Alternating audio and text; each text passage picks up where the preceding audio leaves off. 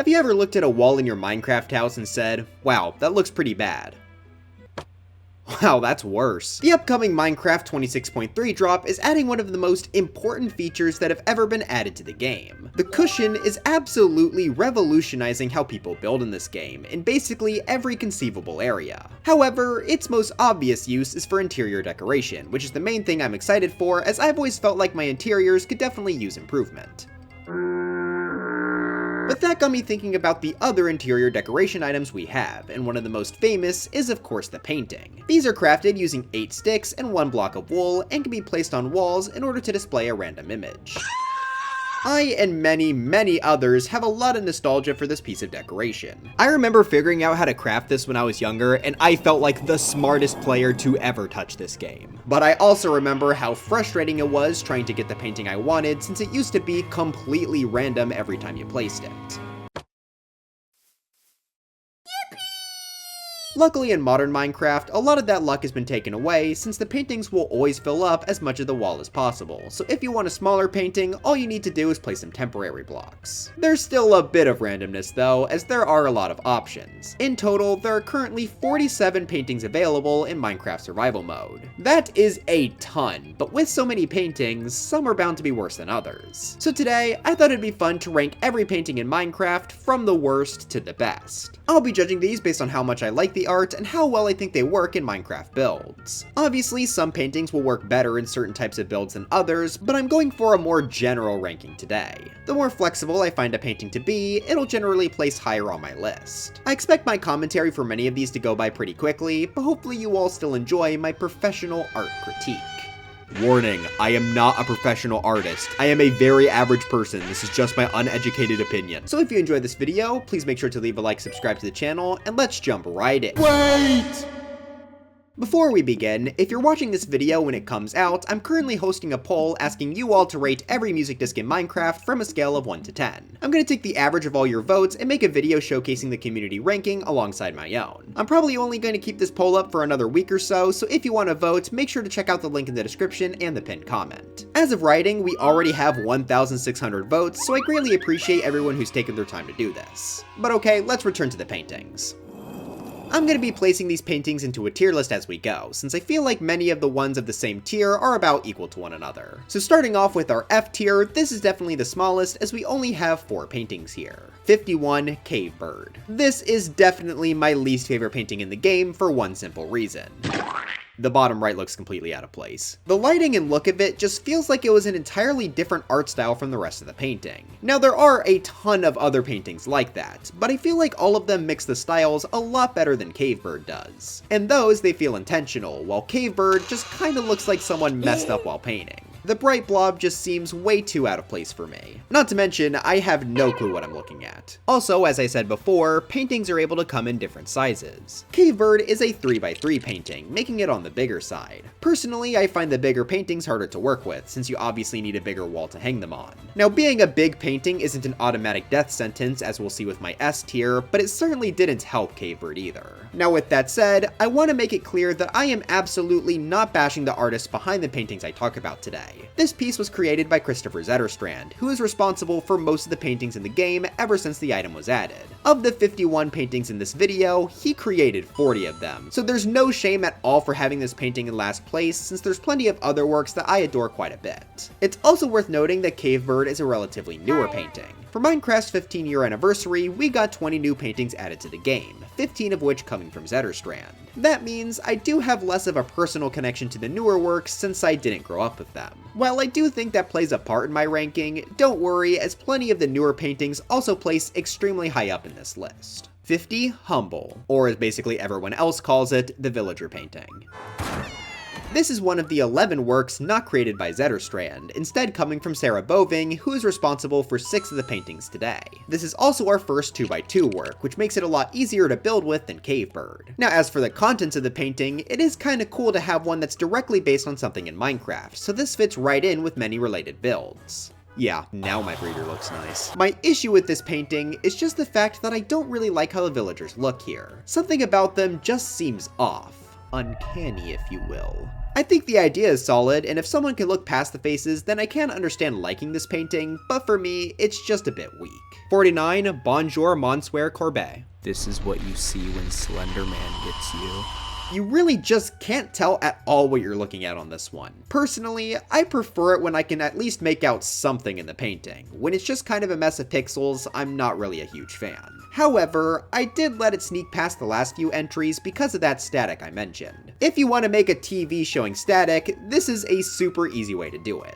Especially since this painting is a very flexible 2x1 size, making it our first rectangular painting. This is also our first classic painting from before the anniversary. What makes these extra cool is the fact that a lot of them are based on real life paintings by Kristoffer Zetterstrand. Here's what the original looks like. What, could you not tell there were two men standing there? I think the size of the painting in Minecraft really hurts it when it comes to showing off detail, but at least the static look does have some use cases. Also, I know that at least some of the anniversary paintings are based on real paintings too, but I sadly wasn't able to find anything for Cavebird. Guess that blob will forever remain a mystery. 48, target successfully bombed. Hope none of you guys are watching this out loud at an airport. This is our first 1x1 painting, which has a bit of an interesting dilemma. Yes, this size is technically the most flexible to build with, but it's also the lowest quality, making it very difficult to make anything out of. While I do appreciate the flexibility, I do definitely prefer being able to actually see what's in the painting. The most I get from this is that it's primarily yellow, but there are two other yellow 1x1s that I think look much better. Now, if you were somehow able to make out what this image is showing, you would discover that the original painting by Zetterstrand is actually meant to be a reference to the game Counter-Strike. More specifically, this is artwork of the map Dust 2. So the name of the painting is actually in reference to that game and not just talking about random bombs. There are actually quite a few paintings that reference other things, so I'll make sure to mention the references as we go. Sadly though, I've never played Counter-Strike, so I can't say the reference does anything for me beside being a cool piece of trivia.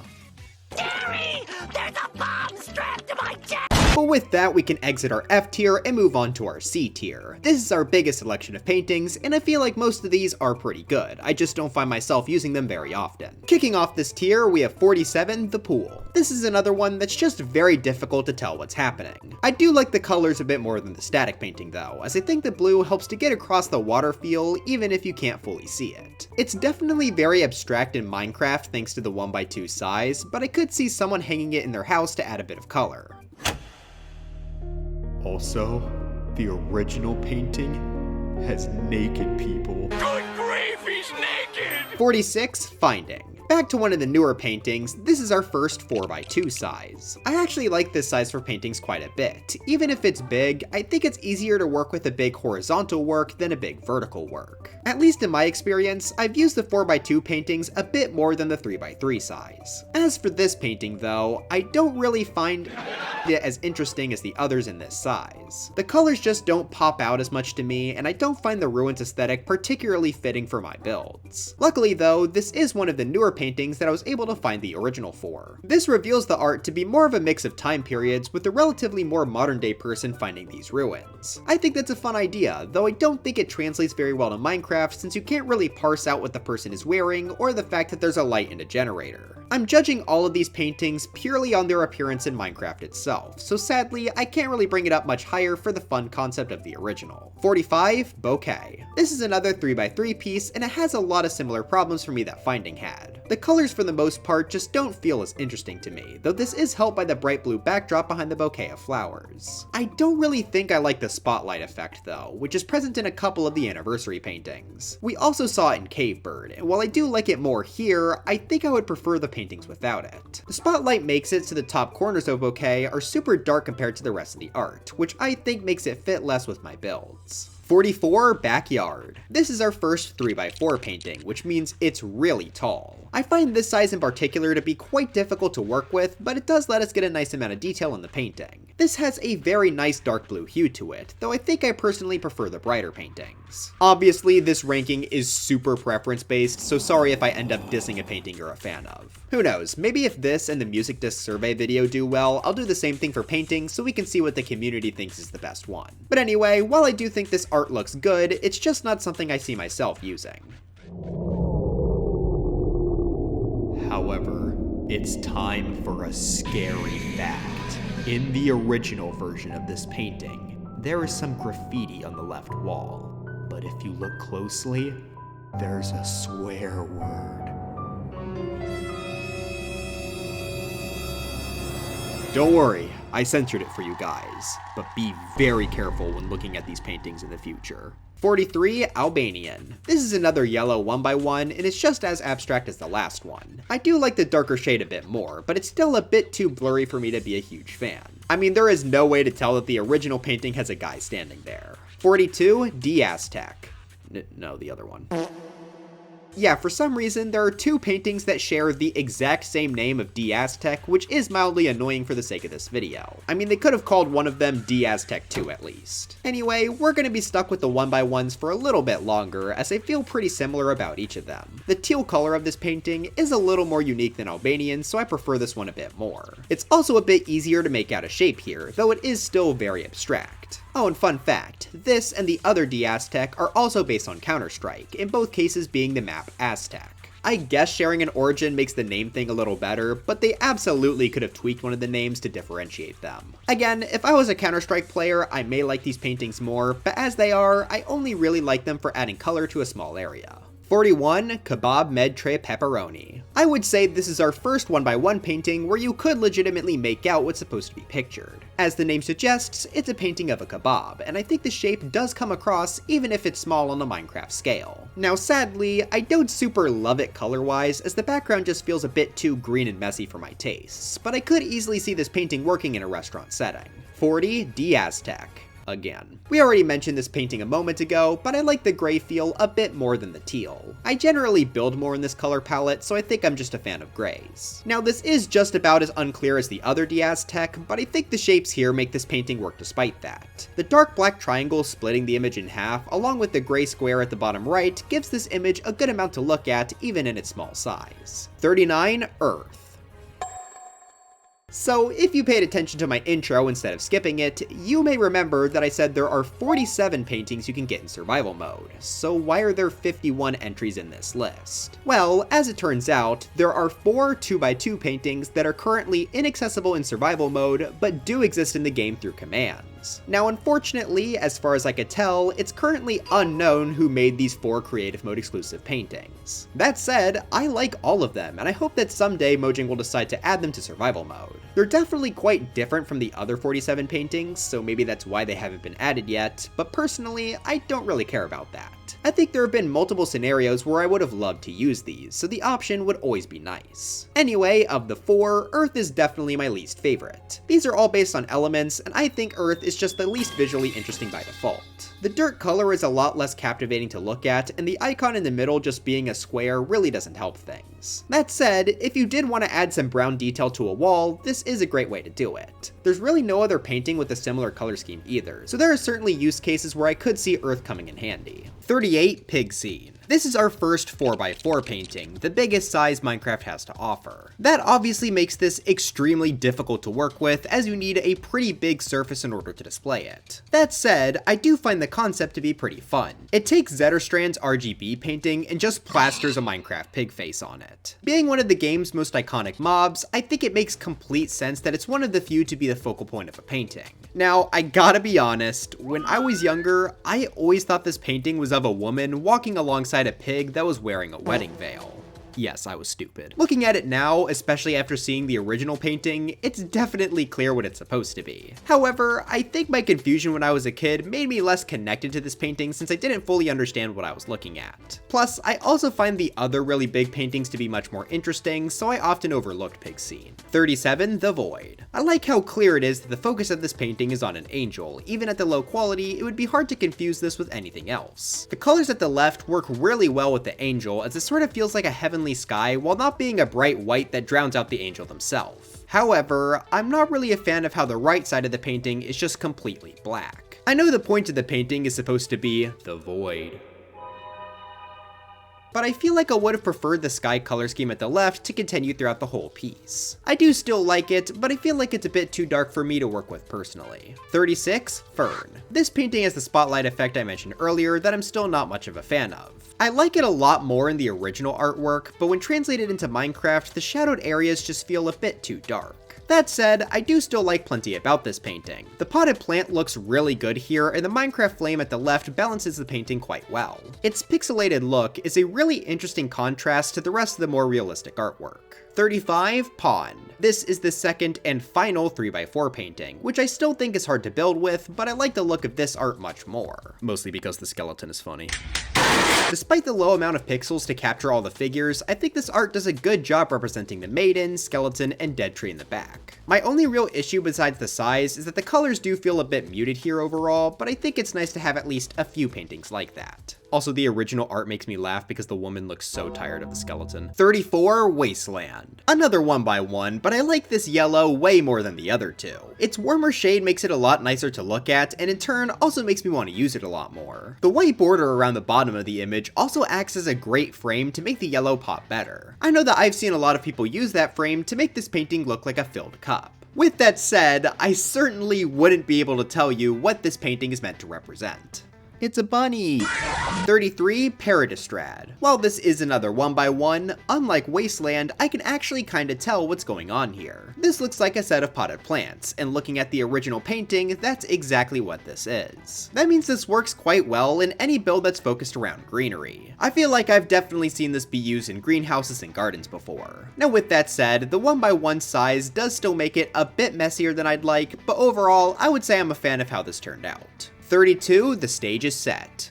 My life is like a video game. This is our first of a series of paintings that feature the character Graham. He's from the video game series King's Quest, and from what I can tell, it's a series of old adventure games developed by Sierra Online. The series actually got a release as recent as 2016. Guess that makes it more alive than F-Zero. Now, I'm even less connected to this series than I was with Counter-Strike, but I think Graham's paintings fit in better with Minecraft. That's mostly because the paintings use Graham's original sprite, which is pixelated so it translates way better into Minecraft itself. Had they used his 2016 look, I doubt I'd like it as much. That's not the only video game reference here though, as the backdrop is taken from another Sierra Online game being Space Quest 1. Noticing a pattern in their games. I think it's cute that this is a bit of a crossover painting, as it translates pretty well into Minecraft.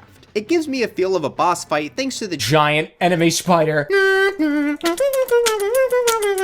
I could certainly see that coming in handy as a display piece or just something on a custom TV. Speaking of that spider, there's actually a bit of interesting history with this painting. The original artwork looks like this, which obviously has the spider a lot smaller than seen in Minecraft. When this painting was initially added in Minecraft InDev, the spider was a lot closer to the original art, but the texture was later updated to what we have today in alpha version 1.1.1. I think that was a good choice, as it gives across the idea of a battle much better now. 31, End Boss. This painting also features Graham, but it's a lot more subtle than the other two in the series. If you look closely at the bottom right, you'll be able to make out a white version of his sprite blending into the surroundings. Honestly though, it's not Graham that brings this painting up so high, but rather the general color scheme. The black and white floor pattern mixed with the light yellow arches in the back give off a cozy chessboard vibe that I like quite a bit. This seems like it would fit right into any sort of medieval castle build. I also don't mind the spotlight effect much here, as it's hardly noticeable and it makes the main room pop out a lot better. I guess the only real criticism I have is the fact that the skeleton in the original image doesn't translate super well into Minecraft, even at the 3x3 size. Regardless though, I think this painting works quite well. But now it's time we move on up to our B tiers. I was already starting to really enjoy the paintings in C tier, but now is when I have even less criticisms to give out. I'd probably describe this tier as paintings that I use every so often, but not ones that I jump at the opportunity to use like the A and S tiers. Kicking this tier off, we have 30 Owl Lemons. Honestly, I kinda struggle to think of how I would use this in a Minecraft build, but I do really like looking at this thing. The owl has such a unique design, and I also always found it interesting how it sort of clips through the chest it's poking its head out of. Looking at the original painting also makes it much clearer how different the owl looks compared to the rest of the art. It's sort of like how many of Zetterstrand's other paintings incorporate pixel art into a more realistic setting. Obviously the owl isn't so retro, but the different art style does still apply. I also think the bright yellow lemons add a nice pop of color to the otherwise darker painting. 29 Sunflowers. The colors on this one are fantastic. It just feels super cozy to look at, and I can easily see this hanging up in any sort of cabin build. I also think the addition of another sunflower next to the pot was a pretty interesting choice. Its art style kind of reminds me of Paper Mario with a thick white outline around it. Guy who's only ever played Mario games. Getting some serious Mario vibes. My only real issue is the size being 3x3, but otherwise, I really like this one. 28, Mortal Coil. I love me some skeletons. This one has always been funny to me, as the skeleton is literally just chilling there. It's not ominous or intimidating in any way, it really just seems like a chill dude. The large size of the painting being 4x3 does hold it back a bit from being useful, but it does also help with the detailing on the skeleton. The only real thing I maybe dislike about this is just the way the skeleton is posed. He seems sort of unnatural to me sitting there. The skeleton being so small also makes him seem kinda like a baby, but that's not really too big of a deal. Also, I didn't know this before working on this video script, but this painting is actually another video game reference, this time to the character Bruno Martinez from the video game Grim Fandango.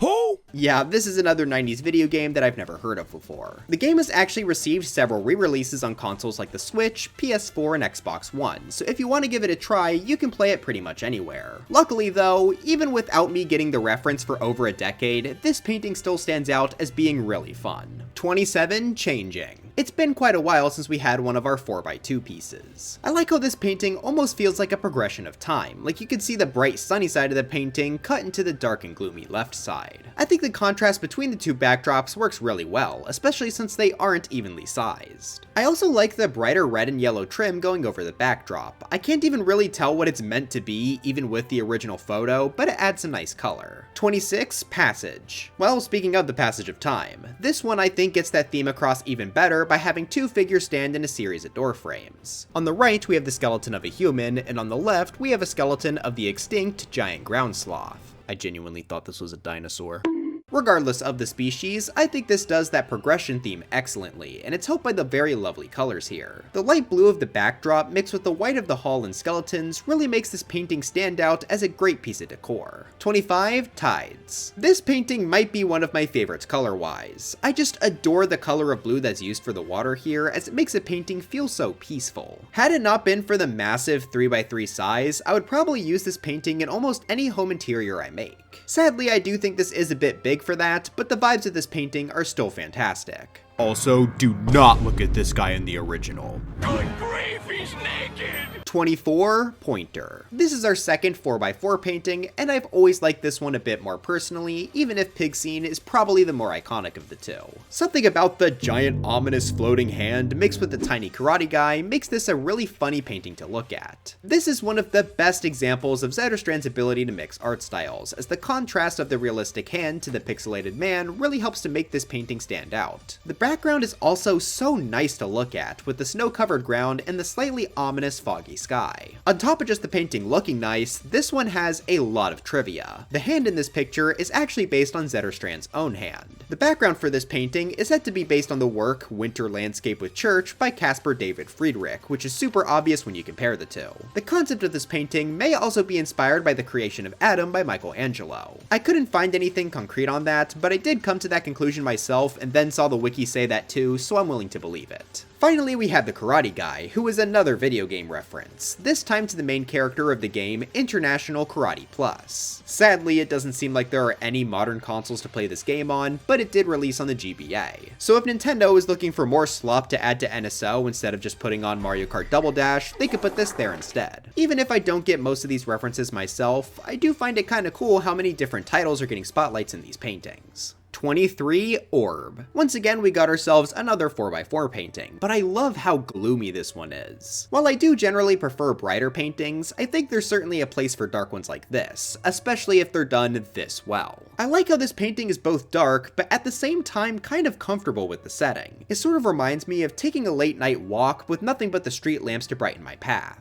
You know, when I used to go outside. What's funny though, is that the light source isn't actually a street lamp like I thought, but instead a glowing orb. I honestly think the painting works no matter how you look at the light though, so this piece gives me a lot of nostalgic nighttime feelings. 22, Low Mist. This is definitely one of the more abstract 4x2 paintings, but I honestly just really like the color scheme. The dark purple of the sky mixed with the gray of the mountains give this painting a sort of otherworldly feel. That's especially helped by the actual subject of the piece, being these incomplete mountains. words. From what the note said on the wiki, this painting was created by using the scenery generator Terragen, but then crashing the render during the construction process. I think that was a really cool concept, and Zetterstrand executed it extremely well with the abstract broken state the mountains found themselves in. The way the colors of this painting turned out in Minecraft also makes it work really well with basically any black and white build, which is a palette I'm pretty fond of. 21. Khotan. Okay, honestly, I just like this one because it includes Minecraft items. The lighting on the golden apple especially really helps enhance the image by shrouding half of it in shadow. I also think the mossy frame around the fruit helps give the painting a little more grime to go with some of the richest foods in the game. If I could, I would love to use this painting in basically any kitchen build, but the 3x3 size once again makes it quite difficult. It was important to capture all the detail of the items, but I really wish it could have been smaller to hang on walls more easily. I think if they managed to make this work on a 2x2 painting, this would have easily been an A tier. 20. Match. Back to one of the older paintings again, this has a somewhat similar vibe to Pointer that I mentioned a couple entries ago. The realistic floating hand lighting the pixelated fire is a really good contrast and fits especially well in the world of Minecraft. The white platform the fire is getting lit on also helps contrast against the fire and highlight that area of the frame. 19. Bust. Here we got ourselves a classic. This is pretty well known to be used by Zetterstrand as his profile picture on several social media platforms. I think this was a good choice, as it's got a very prominent human figure, and the colors all around on this one are pretty great. It's another to have that sort of Minecraft fire filling the frame, and I think this might be the best use of it, even if it's not exactly the fire for Minecraft. The green base that the bust and fire are placed on top of also works as a great color to make the entire thing pop from the dark background.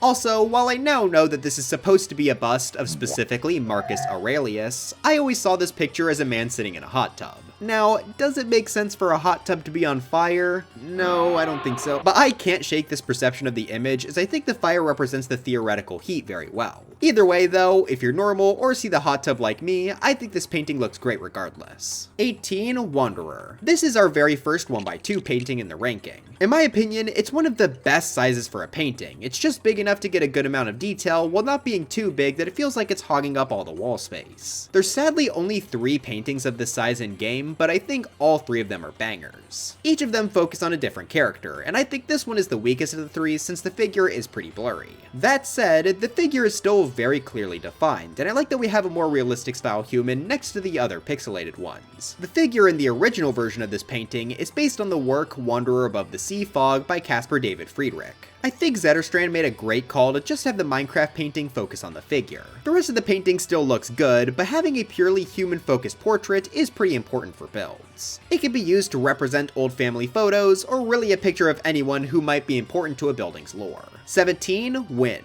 And for our final entry of B tier, we have our second of the unused paintings. This is our first art piece not from Zetterstrand in quite a while, and I think all of those entries we just talked about show how different these element paintings look. Compared to the earth painting, I find the cloudy white look to be significantly more helpful, especially since the symbol in the center is a ring, which could be great to add on to any white build that may need some circular details. You know, if it existed. Now honestly, they definitely could have come up with something that represents the wind better, like, I don't know, a gust of wind, but the circle is still quite helpful with a really nice color palette. And now it's time for my A tiers. These are the paintings that I love to use, but don't quite make it to S tier for me. A lot of these I don't really have much negative to say, besides me just vibing with the S tier ones a bit more. 16. Dennis. It has been a long while since we got another painting from Sarah Boeving. A big part of that definitely comes from her only having 6 paintings compared to Zetterstrand's 40, but I also just think a lot of her work looks really nice. When I look at this painting, it's like looking in a mirror.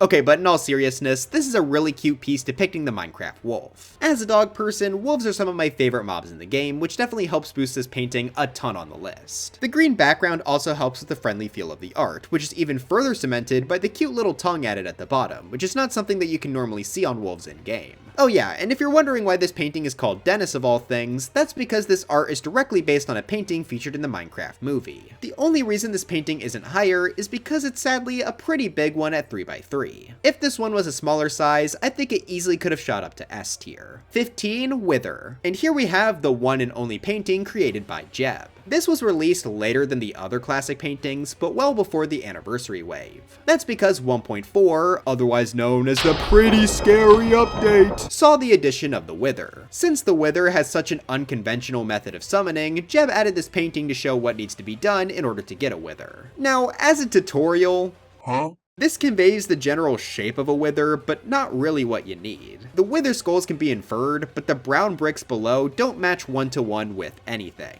This could be dirt, brown wool, wood, or the intended soul sand. So this painting does work as a push in the right direction, but it's not really a replacement for a full explanation. Plus, that's assuming someone actually figures out that this is meant to be a tutorial, which is different from literally every other painting. With that said, I do still really like the vibe of this one. The color scheme of the green ground clashing against the red sky gives this such a unique feel that matches the gloom of the wither without shrouding the picture in darkness. The image depicted really does feel important, and I think the color scheme plays a big part in making the center figure feel grander. I've used this picture a ton in my bases over the course of my Minecraft playtime, especially if that base has something to do with the nether. We don't really have any other good nether paintings besides this, so I really appreciate this existing. 14 Seaside and 13 Crebat. I'm covering these two together because I think they go hand in hand. These are both 2x1 paintings that are meant to represent a windowsill looking out on a beautiful seaside. The light blue color of these two have always made them some of my favorites as they give off such a happy and relaxing atmosphere.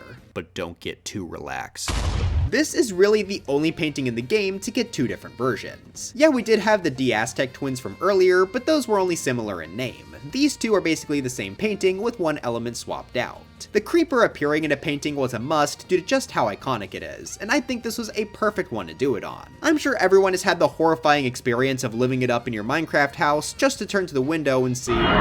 So putting the creeper in the window painting is a pretty perfect fit. Color-wise, it also works quite well as the creeper is definitely bright enough to match with the bright sky. Oh, and for another fun fact, much like the stages set I mentioned earlier, Seaside was actually changed in Alpha version 1.1.1. It used to match the original artwork much closer, but in Alpha, a few red pixels were added to make the potted plant stand out more. I think that was an excellent decision, as it really does make the plant look prettier and call for more attention. 12 Baroque. And we're back to another work from Sarah Boeving. This one clearly depicts a cake, pot, and sunflower, which all come together to create a really cute image. Boeving's work is a lot less abstract than Zetterstrand's, which I'm sure some will dislike, but I think there's a good place for both. The brown colors of the background make it so this painting is less attention-grabbing than some of the others, but I think that works to its benefit. It makes the painting work better as a piece in a larger build, rather than calling away all of the attention from the other elements. I think this is also just a good selection of items to group together, as they provide a good mix of color and sizes to help balance the image.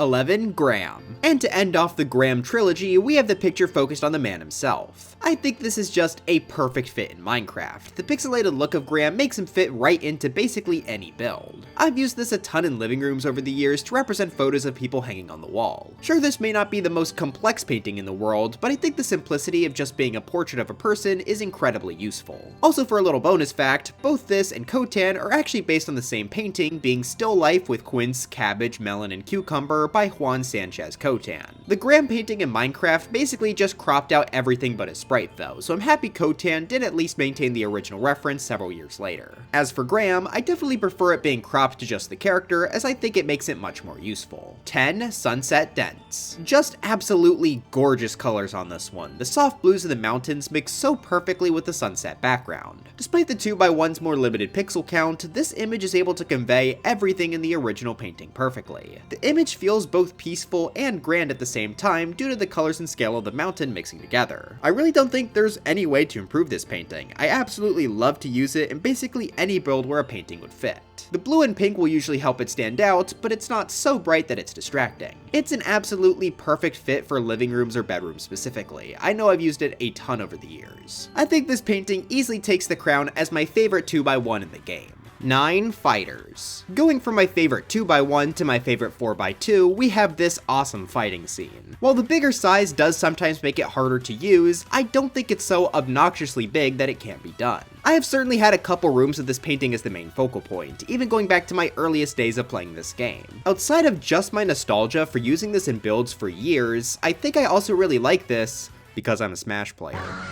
Really, I just think fight scenes are kinda cool, so I like that we have one represented in a painting here. The landscape also helps make the battle feel more important. Something about the strong shadow at the right, along with the slight elevation, just adds a bit of grandeur to the painting. This is also definitely the painting I've used the most for custom TVs. It's perfect for representing both video games and movies. Speaking of video games, as you may have guessed, the characters here are also from a video game that I've never heard of, being The Way of the Exploding Fist. It looks like this thing hasn't re-released at all since 1985, but it's nice that it's preserved in Minecraft at least. Also, I'm sorry to do this, but you all have to hear the sound design in this game. 8. Prairie Ride. And for my final painting before we move up to our S tier, we have another gem from Boeving. This is also my favorite 1x2 painting, and it's for one simple reason.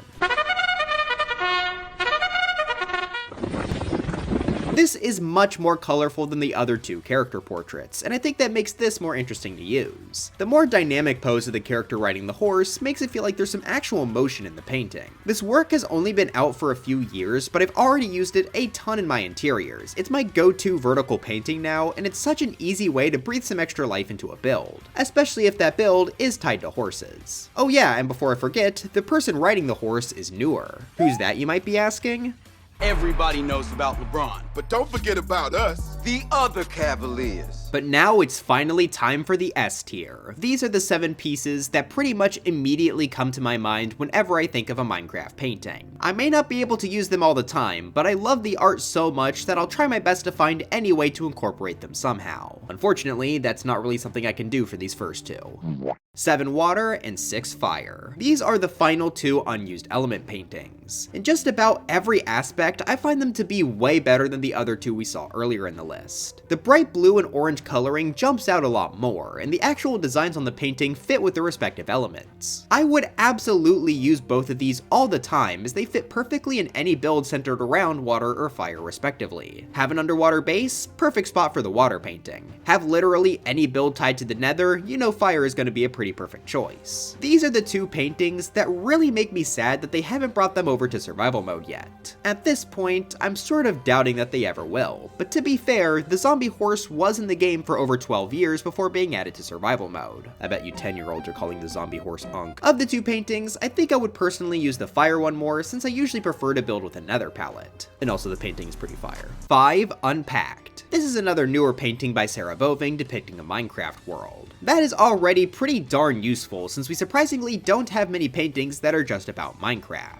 That makes it so this painting works in all sorts of different builds, especially things like a map room that are focused on the entire world. However, as I'm sure you all are screaming at the screen right now, this painting isn't just any Minecraft world. This is specifically the pack.png world, or in other words, the default world image that you see across the game on new worlds, servers, and so on. I think this absolutely deserves the painting treatment, as it's easily recognizable to 90% of the player base. This painting also released at a really good time, as it followed a massive search to find the world seed behind pack.png. After a large community effort, people were successful in finding the pack.png world, so the seed and versions are on screen now if you want to play it for yourself. The only thing that might hold this painting back in the ranking is just the fact that it's so big. It's one of the giant 4x4 paintings, but I think it was necessary in this case to show off as much detail as possible. Plus, whenever I envision using this painting, it's in a pretty big build anyway, so I don't think the size hurts it too much. 4. Kong. Wait. No, it can't be. Super Mario? Is that you? Hello! Yeah, if you couldn't tell by the channel name or the hundreds of Mario videos, I'm a pretty big Mario fan. So a painting that directly references the original Donkey Kong was always going to be something I point at my screen for. I hope we get a retro painting next. And yes, if you're wondering, Super Mario himself is present in this artwork if you look at the original. It's just pretty hard to make him out in the Minecraft version. Aside from just the reference though, I do like the colors here quite a bit. The platform at the bottom also adds some nice three-dimensionality to the image. Mostly though, yeah, I just like it because of the reference. Easily my favorite 4x3 painting in the game. 3. Skull on Fire. As for my favorite 4x4 painting, we have one of the most iconic pieces to come from the game. This sort of combined what I loved about both the Unpacked painting and the numerous skeleton paintings we've seen throughout the video. The realistic skull mixed with the Minecraft flames overlooking a Minecraft world is just such a cool concept. It's no wonder that this painting has become as popular as it has. It's so easily recognizable and striking to look at. Having the painting take place at night was also a great choice to make the light from the flames more apparent and have the skull pop out from the background. If I were to get any Minecraft painting in real life, I think this is the one I'd choose, as it's just so recognizably Minecraft while still having Zetterstrand's unique art style mixing. Literally the only issue with this painting in game is its size. It being 4x4 does make it hard to work with in a more standard build, but the artwork itself is honestly worth planning around. If I could somehow get this painting at the same quality in a 2x2 size, this would easily take number 1. Also, the spinning resource pack is funny. 2. Meditative. This is both my favorite work from Sarah Boeving and also easily my favorite 1x1 painting, because you can actually tell what it is. The rose design is a lovely homage to the rose item that was sadly murdered in place of the poppy. I'll never forgive you for what you did. I've been using this painting a ton ever since it came out, as it works in so many situations. Any sort of garden or rose related build this fits right into, so I put it all over my iron farm since it produces poppies. The size of the artwork also just makes it fit on basically any wall, so if you want to make a bedroom or living room more cozy, this is a great piece to hang up. One other thing I haven't mentioned about the 1x1 paintings yet is how useful they all are for making custom laptops, and I think the rose here makes for a lovely desktop background. I wouldn't trust the guy with target successfully bombed as a backdrop. So for just how flexible this painting is, I can't help but love it. The way the red of the rose contrasts against the blue sky is also just so good. I love that they managed to make an actually really good 1x1 painting. But it wasn't quite good enough to take the number 1 spot. I really do love roses, but you know what else this painting could have used?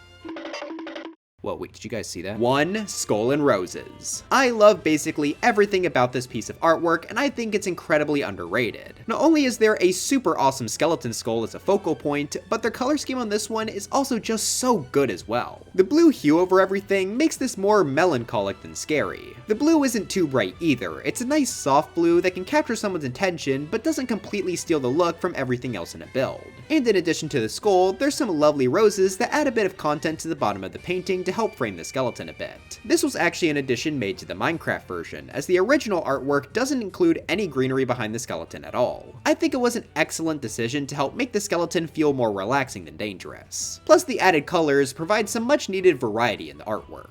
And on top of just how good this looks, it's got a pretty solid size of just being 2x2, making it quite easy to put in almost any build. I've used this numerous times in bedrooms over the years, but you can really use this in any room to just add that little bit of extra detail to the wall. So it's for all these reasons that I think Skull and Roses deserves the number 1 spot as the best painting in Minecraft. But anyways, that's it for this video. Do you love the self-portrait painting for the Potato April Fool's snapshot and hate me for not including it? Let me know in the comments. Wow, this video turned out way longer than I thought. I honestly didn't think I'd have a ton to say about each of these, but my yapping shines through once again. I may not be an art professional, but I hope you all enjoyed listening to my thoughts on each of these as a very average enjoyer. But before I go, I've got to thank my members, being Odyssey Central, do you like Amori? No.